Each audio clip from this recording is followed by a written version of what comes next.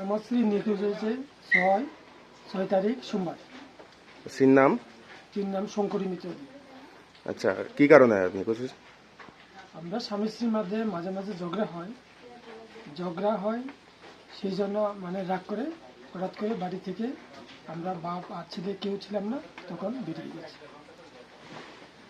আপনারা মানে বোর যে আত্মীয় স্বজন ফোন করেছিলেন?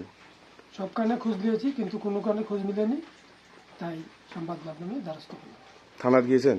থানাত গিয়েছিলাম, থানাত প্রথম গিয়েছি, তারা ব্যবস্থা করবে বলেছে, কিন্তু দ্বিতীয়বার যাওয়ার পরও বলছে ব্যবস্থা করবে, কিন্তু এখনো কোনো স্কুপ পাইনি। আপনার স্ত্রী নিখোঁজ হওয়ার মানে বাড়ি থেকে বেরোয়ার সময় কিছু নিয়ে গেছে, স্বর্ণালঙ্কার, টাকা পয়সা? অনেক কিছু নিয়ে গেছে, নিত্য প্রয়োজনীয় কাপড় চোপড়, স্বর্ণ অলঙ্কার এবং নিত্য প্রয়োজনীয় যত কাগজপত্র ছিল সব, এমনকি আমারও কাগজপত্র নিয়েছে, ম্যারেজ কার্ড, আধার কার্ড। কি মনে করেন এই বিষয়ে আপনি?